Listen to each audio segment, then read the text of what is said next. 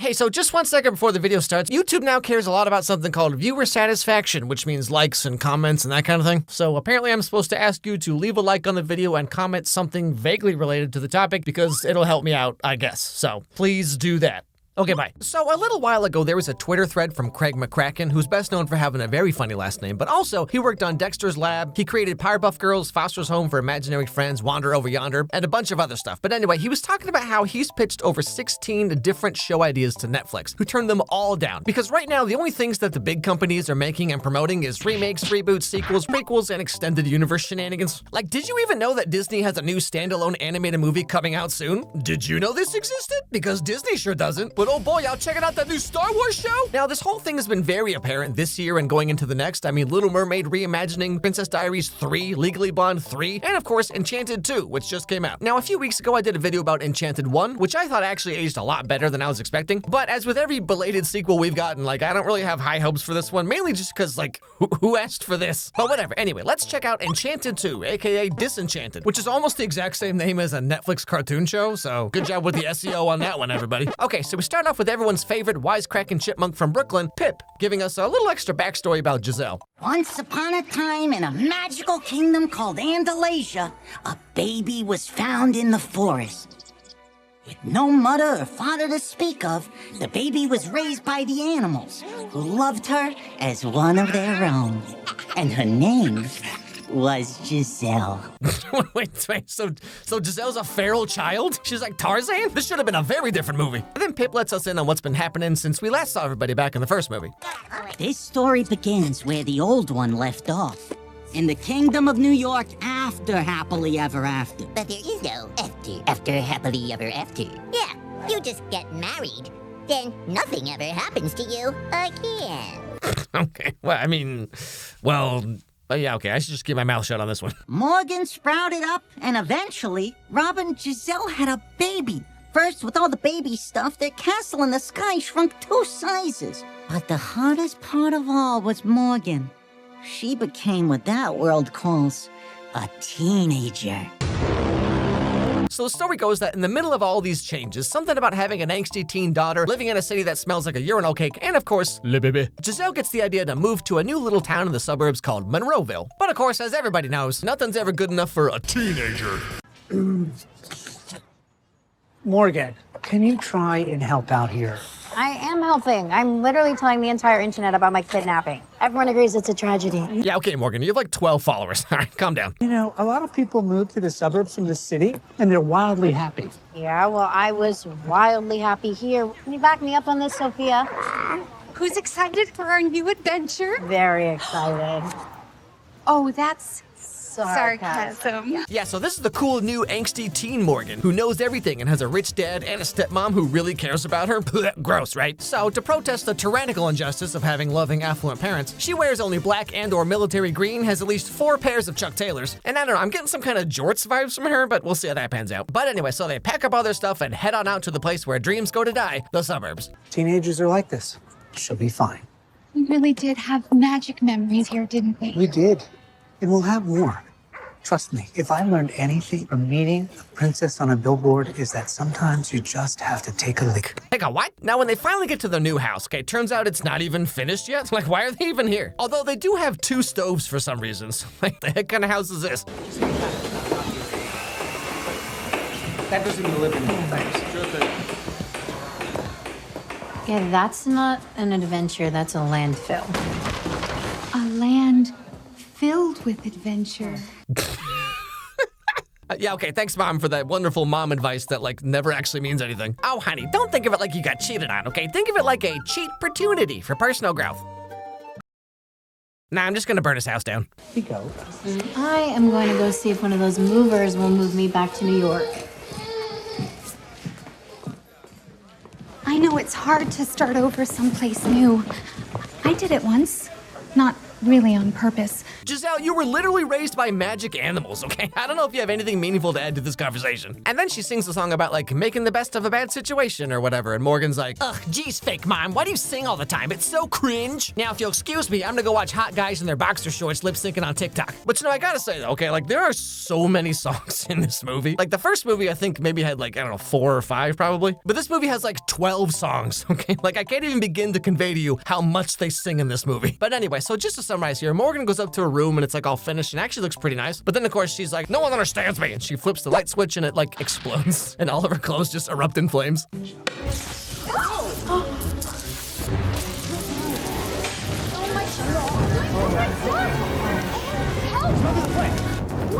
Grab the plane. Put it out. I can't. Those are all my clothes. See, now this is something to be angsty about, Morgan. But now while this is all going on, we also get to meet the villains of our movie, also the main villains of like anyone who lives in any suburban neighborhood. What are they, fish? Hope you don't mind. Door was open. Giselle and Robert, right? And Morgan. Oh, and little Sophia. Oh, why, yes. How did you know? Malvina. Monroe. She made this town what it is. Oh, yeah, she's like a queen around here. That's right, now Giselle has to face her greatest threat ever, the HOA. Well, okay, I don't know if she's actually like the head of the HOA specifically, but like she owns the whole town and makes all the rules and runs everything, so basically she's the HOA. But yeah, so finally after a whole lot of everything, they're finally starting to settle into their new house in their new town. Well, that wasn't exactly the first day we'd hoped for. Don't worry, we'll settle in. Listen to that. That is so much better than Fifth Avenue. No, that's just weirdly louder. Those crickets composed that song just for us to say hello. Yeah, Giselle, I don't know how to say this, but crickets chirping is literally just them being like, will somebody sleep with me? Please, literally anybody. I am so down bad right now, you don't even know. So because of Morgan's room almost catching on fire earlier, she has to sleep in the same room as Robert and Giselle, which honestly sounds like the worst thing I could imagine at that age.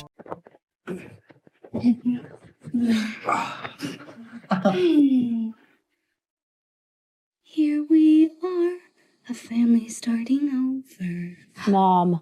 So they wake up the next day, Robert's late for work, Giselle burns the toast, Morgan gets coffee spilled all over herself. It's just the whole thing. Survived. Oh, I'm so sorry. Are you okay? Oh my goodness. Oh my God, I'm Did you get fine. burnt? No, but this is my only outfit. So sorry. Oh, and now the septic tank is backing up? Okay, who's been eating glow sticks? But no, actually it's just Nancy and Edward coming to visit through the magic well portal thing, obviously. And like, okay, slight tangent here, but can I just say, everyone in this movie has aged very gracefully over the last 15 years. Like everyone here is pretty much in their 50s now, but like, I mean, come on, James Marsden looks almost exactly the same. Amy Adams looking like this? I mean, come on. I don't know how she and Robert don't have like 10 kids by now, you know what I'm saying? Anyway, so Edward and Nancy come out of the septic tank to give them a little housewarming gift, as you do. We missed her birthday last month, but we just had to make sure that the goddaughter of the king and queen of Andalasia got one of these. An Andalasian wishing wand. A what wand? An Andalasian MacGuffin wand full of plot-propelling power. But now, given everything that's happened so far, okay, Giselle's starting to wonder if living in the real world really was the right choice, since everything apparently was just so much easier back in Andalasia. Is it sometimes easier to live in Andalasia? We have dragons and ogre rebellions. See, in Andalasia, the hardest part of life is finding your happily ever after. Everything else seems easy. What? Excuse me? It seems easy? She just said there's dragons and ogre rebellions. This is like when you're looking at apartments and then the agent's like, yeah, this is a great place to live. Okay, it's a wonderful part of town. Just ignore the old guy down the street who randomly throws chainsaws at people. And while this is going on, okay, Robert is also starting to maybe regret the whole commute from the suburbs thing. Don't listen to him. You gotta do you. After all, you're riding this train over and over and over and over and over and over and over and over, and then you die. Why is this movie gotta be so real? And for Morgan, right? Okay, like having to go to a new school is always hard, but especially when your stepmom is a literal Disney princess and you're over here trying to be Shigo from Kim Possible, you know what I mean? I feel like a human get-well bouquet. Don't be silly, you look beautiful. The flowers on your skirt, bring out the rest of the flowers in your skirt. So because her clothes burst into flames earlier, Morgan has to wear Giselle's clothes now? I'm gonna go change. Oh, And yes, I will look in your closet. I'm sure there are lots of fun options in there. Which kind of doesn't really make sense because back in the first movie, Giselle had like rats and cockroaches making her brand new clothes in like 30 seconds. Okay, like why you gotta do Morgan all dirty like this? But yeah, so basically everything sucks and everyone's stupid. Where have you been? I went to New York. By yourself? What were you thinking? I don't know, Dad. I was thinking, though, maybe you should have left me where I belong. I'm too big for this small town. I'm going to the big city, Ma. I'm gonna be in motion pictures.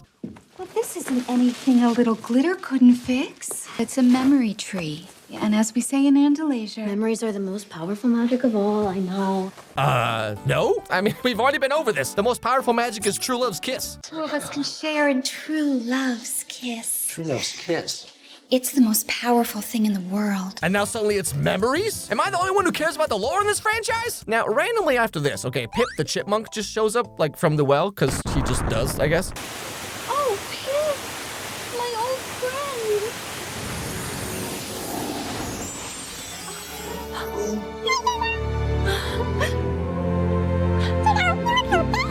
I just want to reiterate what I said back in my Enchanted 1 video, but like not allowing this dude to talk for most of these movies is the best decision they ever made. But all the same, with everything all messed up and her perfect suburban life falling apart, Giselle decides to use the wishing wand she was given earlier in the movie to give her family the fairy tale happily ever after life that she always wanted. And so using the wishing wand and the power of the magic septic tank, Giselle ends up kind of sort of like WandaVisioning the whole town into her perfect fairy tale village where her blender and toasters sing songs to her and Morgan's like happy and stuff.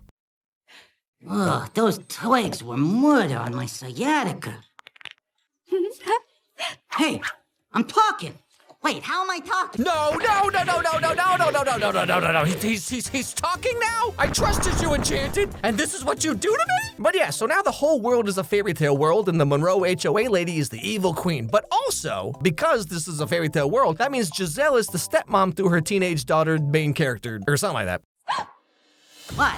Oh, my hair, it's so high and my dress is so low. I'm afraid that my wish is turning me into A what? It's turning me into A what? a wicked stepmother. Now, along with the wand she got, there's also a scroll that can answer any question you could ever ask it. So she takes it out to see if maybe she can find a way to reverse the wish or amend it or something.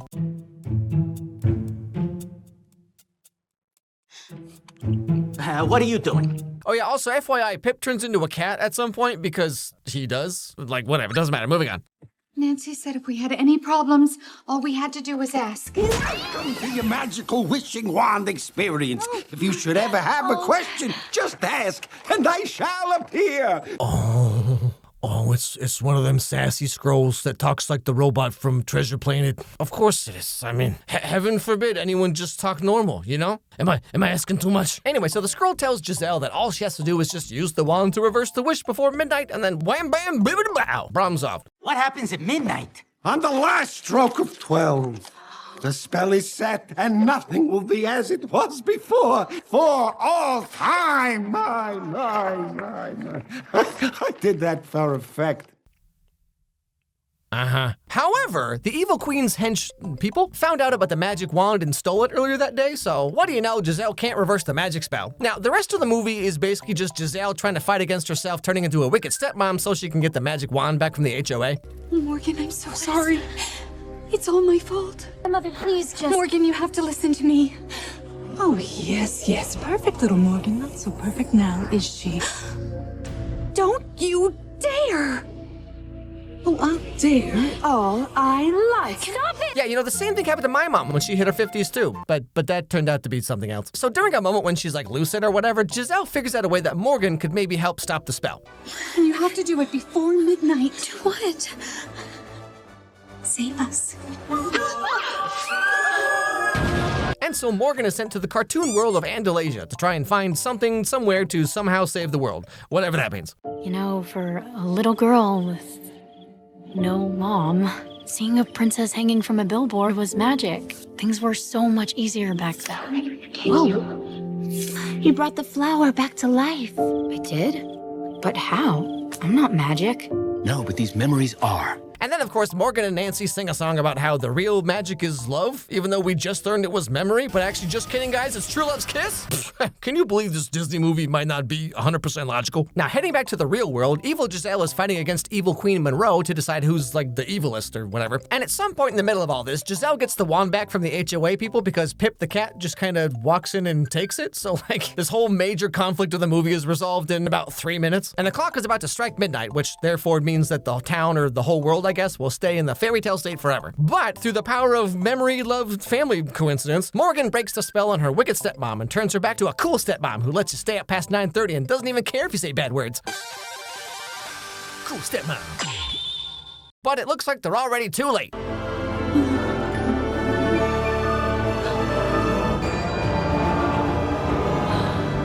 When the clock strikes 12, the spell will be set. This is not how it ends. Yeah, so then Robert and Miss Monroe's son, this guy, it's not really important, don't worry about it. They go up the clock tower to stop the clock from chiming, which apparently just like totally stops the magic prophecy. Because we get like 2 monologues and 1.5 songs during this, and like nothing happens. What do I wish for? Tick tock, tick tock. Wait, where are the chimes?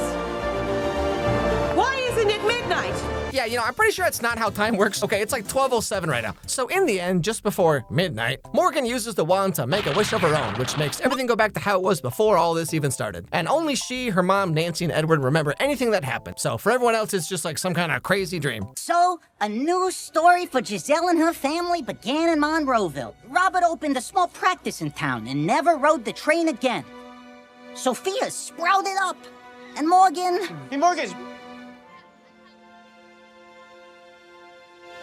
Ha, see, look at that, what'd I tell you?